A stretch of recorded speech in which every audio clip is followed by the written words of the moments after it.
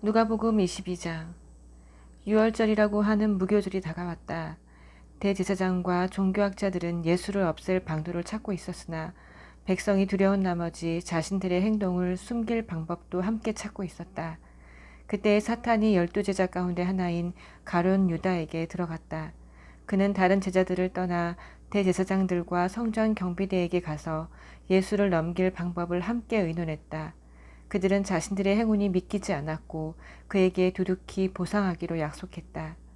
유다는 그들과 약속을 하고서 그때부터 무리의 눈을 피해 예수를 넘길 방도를 찾기 시작했다. 유월절 양을 잡는 무교절이 되었다. 예수께서 베드로와 요한을 보내며 말씀하셨다. 가서 우리가 함께 먹을 수 있도록 유월절을 준비하여라. 그들이 말했다. 우리가 어디에다 준비하기 원하십니까? 예수께서 말씀하셨다. 시내로 들어가면서 주의하여 잘 보아라. 그러면 물 한 동이를 지고 가는 사람을 만날 것이다. 그를 따라 집으로 가서 집 주인에게 선생님께서 제자들과 함께 유월절 식사를 할 방이 어디 있느냐고 물어보십니다 하고 말하여라. 그가 너희에게 이미 청소를 마친 넓은 다락방을 보여줄 것이다. 거기서 식사를 준비하여라. 제자들이 가보니 모든 것이 예수께서 말씀하신 그대로였다. 그들은 유월절 식사를 준비했다. 시간이 되자 예수께서 자리에 앉으시고 모든 사도가 함께 앉았다. 예수께서 말씀하셨다. 내가 고난의 때에 들어가기 전에 너희와 이 유월절 식사를 함께하기를 얼마나 기다렸는지 너희는 모를 것이다. 우리가 하나님 나라에서 다 함께 먹기까지는 이것이 내가 먹는 마지막 유월절 식사다. 예수께서 잔을 들어 축복하시고 말씀하셨다. 이 잔을 받아 돌아가면서 나누어 마셔라. 하나님 나라가 올 때까지 내가 다시는 포도주를 마시지 않을 것이다. 예수께서 빵을 들어 축복하시고 떼어서 그들에게 주시며 말씀하셨다. 이 빵은 너희를 위해 주는 내 몸이다. 나를 기념하여 이 빵을 먹어라. 저녁 식사 후에 예수께서 잔을 가지고 똑같이 하시며 말씀하셨다. 이 잔은 너희를 위해 붓는 내 피로 쓴 새 언약이다. 나를 배반할 사람의 손이 지금 이 식탁 위에 있는 것을 너희는 아느냐. 인자는 이미 정해진 길을 가는 것이니 이것이 전혀 뜻밖의 일은 아니다. 그러나 인자를 배반하여 넘겨줄 그 사람에게는 오늘이 파멸의 날이다. 그들은 그런 일을 할 자가 누구인지 궁금해서 서로 의심하며 묻기 시작했다. 제자들이 자기들 가운데 누가 가장 크게 될지를 두고 말다툼을 벌였다. 그러자 예수께서 개입하셨다. 왕들은 위세 부리기를 좋아하고 권세 가진 사람들은 거창한 호칭 달기를 좋아한다. 너희는 그래서는 안 된다. 너희 가운데 선배는 후배처럼 되고 지도자는 종의 역할을 맡아라. 저녁 식사를 하는 사람과 시중 드는 사람 가운데 너희는 어느 쪽이 되고 싶으냐? 너희라면 시중 받으면서 식사를 하고 싶지 않겠느냐?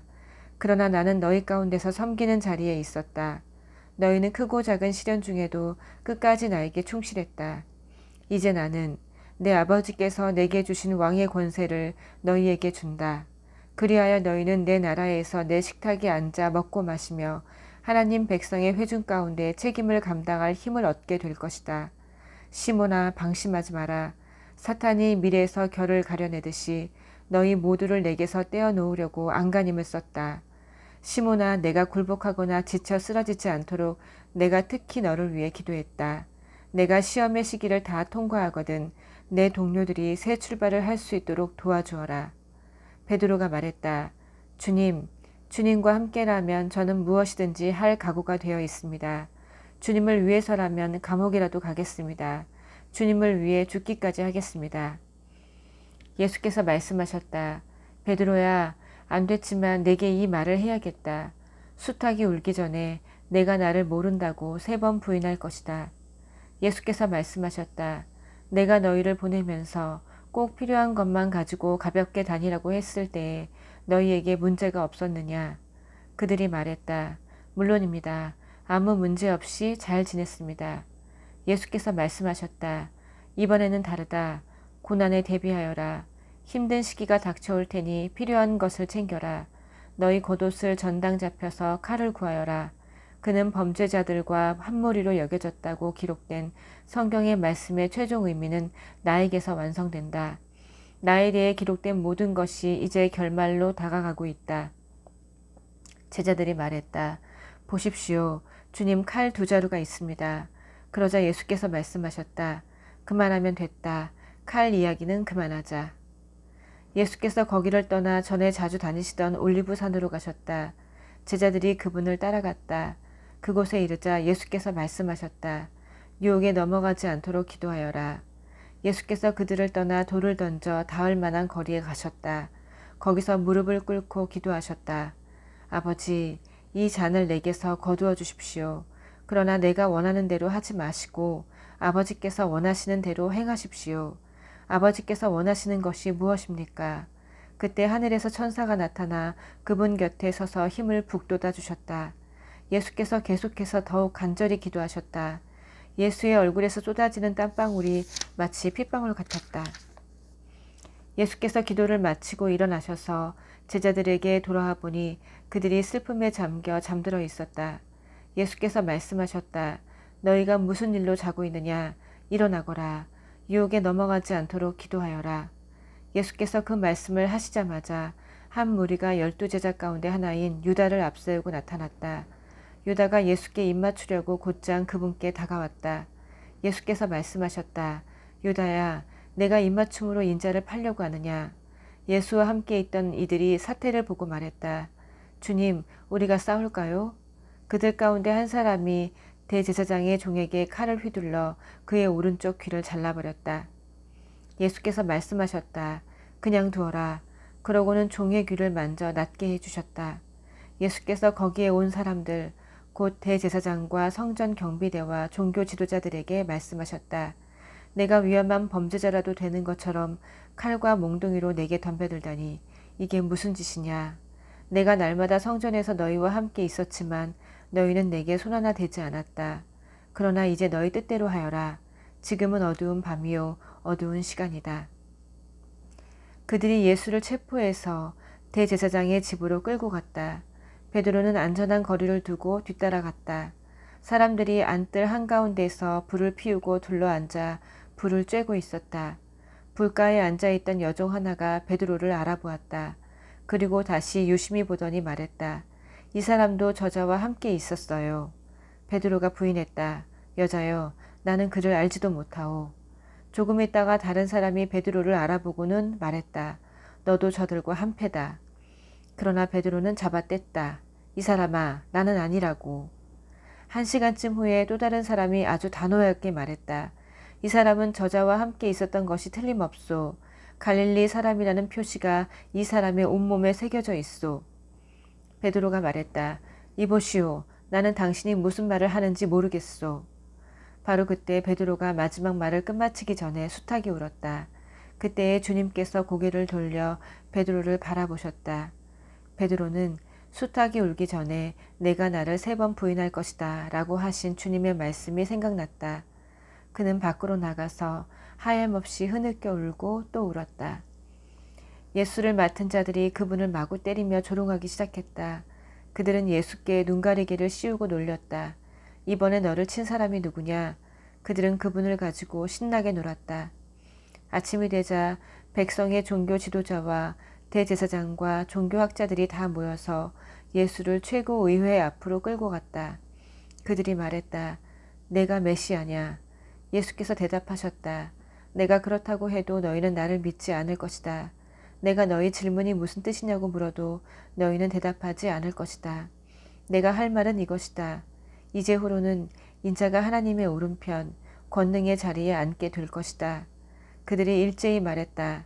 그러면 내가 하나님의 아들이라고 한 주장을 스스로 인정하는 것이냐. 그 말을 계속하는 사람은 너희다. 예수께서 말씀하셨다. 그러자 그들이 마음을 정했다. 우리에게 무슨 증거가 더 필요하겠소. 우리가 들은 것처럼 이자는 자기 입으로 하나님의 아들이라고 말한 것이나 다름없소. 23장. 그 후에 그들 모두가 예수를 빌라도에게 끌고 가서 고발하기 시작했다. 그들은 말했다. 우리가 보니 이 사람은 우리의 법과 질서를 허물고 황제께 세금 바치는 것을 방해하고 스스로 메시아 왕이라고 말했습니다. 빌라도가 예수께 물었다. 내가 유대인의 왕이라는 이 말이 사실이냐? 예수께서 대답하셨다. 그것은 내 말이 아니라 내 말이다. 빌라도는 대제사장들과 함께한 무리에게 말했다. 나는 아무 잘못도 못 찾겠소. 내가 보기에 이 자는 죄가 없는 인물 같소.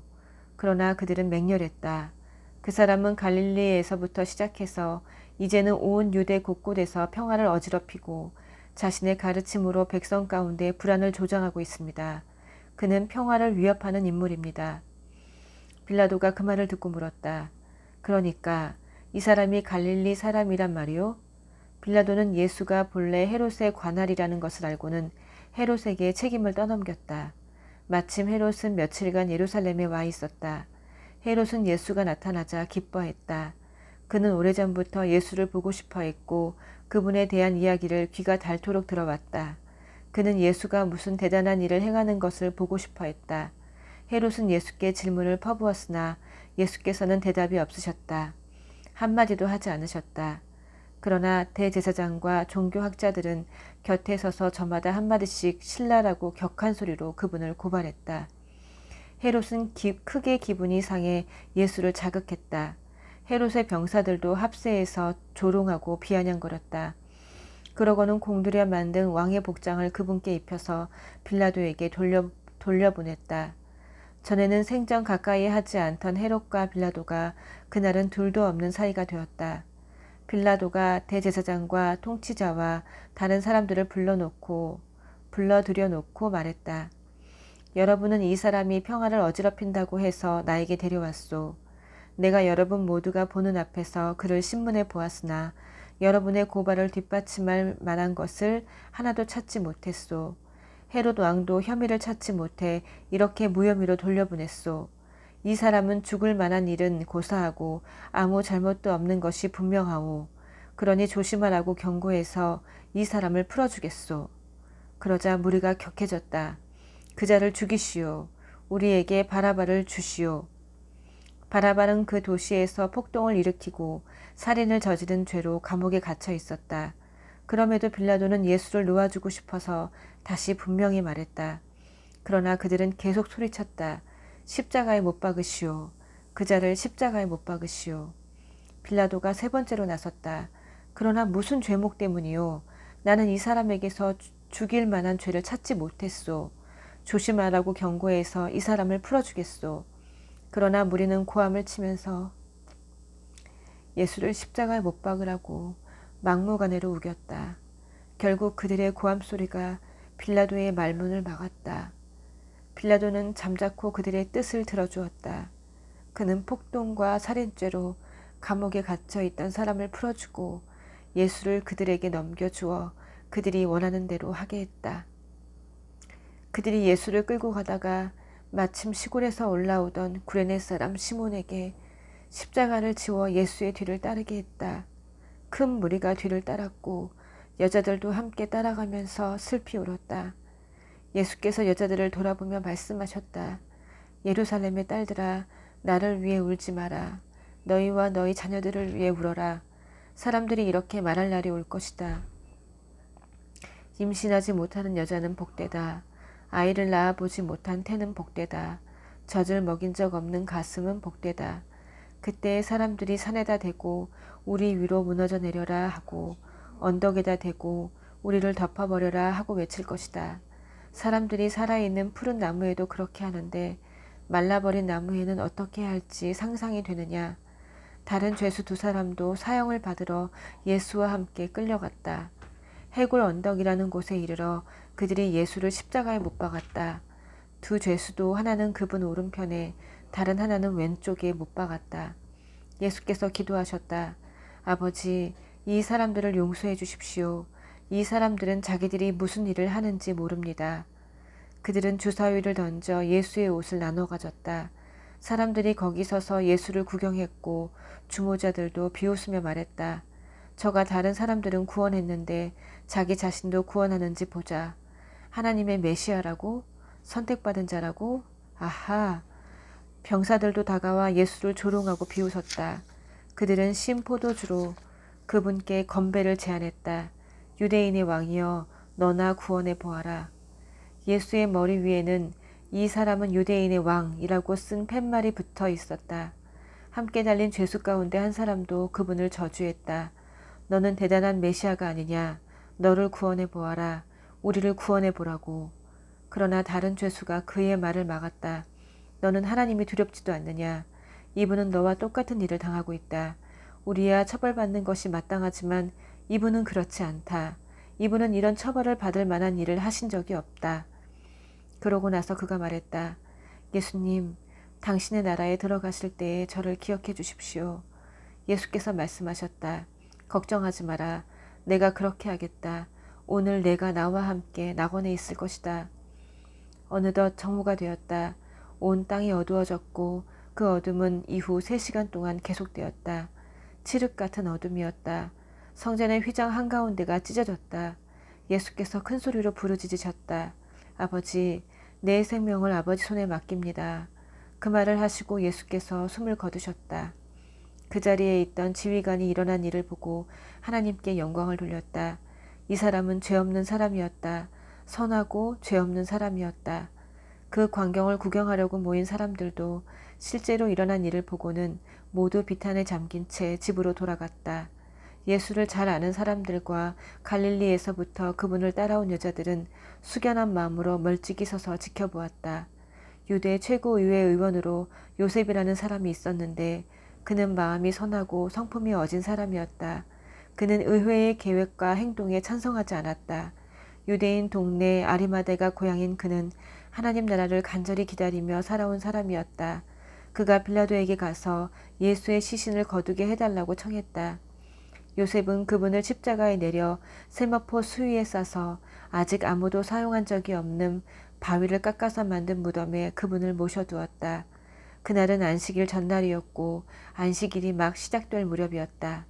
갈릴리에서부터 예수를 늘 따라다닌 여자들이 뒤따라가며 예수의 시신을 모셔둔 무덤을 보았다.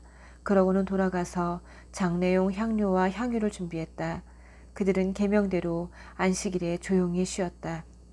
아멘.